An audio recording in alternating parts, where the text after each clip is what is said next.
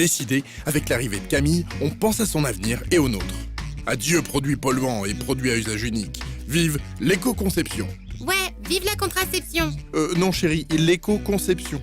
Des objets fabriqués qui ont peu d'impact sur l'environnement.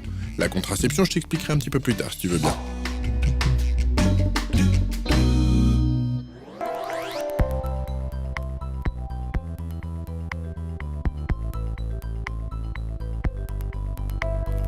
Le cycle de vie d'un produit, en fait, c'est considérer que quand vous avez un produit, il a fallu pour ce produit des matières premières pour le produire, il a fallu le transporter, il a fallu ensuite l'utiliser, ce produit, et puis quand il ne sert plus à rien, c'est sa fin de vie, il a fallu le jeter.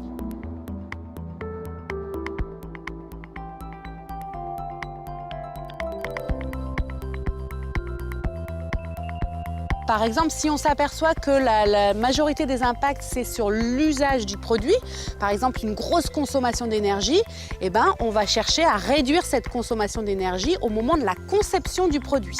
C'est important de faire cette évaluation environnementale multicritère. Ça veut dire qu'il faut regarder tous les impacts environnementaux, pas que le CO2. C'est-à-dire que par exemple, mon optimisation sur le transport, elle va être très bonne, mais peut-être que ça va se reporter sur un autre impact, qui sont les économies de ressources, l'écotoxicité, la biodiversité.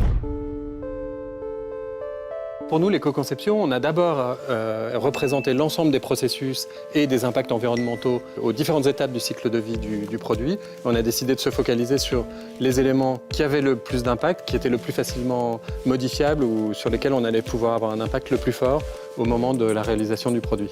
Par exemple, on a décidé de diminuer sa taille d'origine pour économiser du plastique, puisqu'elle rendait le même service en consommant un tout petit peu moins de matière. Il a deux définitions quelque part. Il est performant environnementalement, c'est-à-dire qu'on a limité ses impacts sur l'environnement, mais il n'a pas zéro impact quand même, hein. On les a limités. Et il est performant dans son efficacité, c'est-à-dire que ce n'est pas parce qu'on limite ses impacts qu'il va être moins bon à l'usage. C'est les deux aspects. Toute l'idée de la gourde, c'est de supprimer les gobelets dans les entreprises et de supprimer les petites bouteilles d'eau que les gens utilisent dans leur vie courante. Pour une entreprise, ça représente environ 600 gobelets par salarié par an. Pour un particulier, ça représente environ 70 bouteilles d'eau. Aujourd'hui, il existe des écolabels, et c'est la petite fleur. Ces écolabels, ils sont faits avec un cahier des charges pour l'entreprise qui doit respecter une démarche d'évaluation environnementale sur son produit, sur le cycle de vie du produit et sur multicritères. Il y a un cahier des charges qui est le même par catégorie de produits. Et ensuite, il y a un organisme qui vient vérifier que l'entreprise a bien respecté le cahier des charges de l'écolabel. En termes d'écolabel, aujourd'hui, on a 40 catégories de produits qui ont un écolabel. Ça ne concerne pas l'ensemble des produits. On est sûr que ce produit, il est performant environnementalement. Il a limité ses impacts sur l'environnement. Il est aussi performant pour l'usage.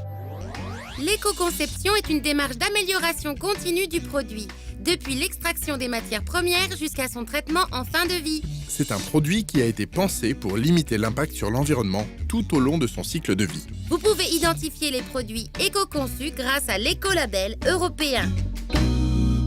Et Camille a été fabriquée avec des produits recyclés.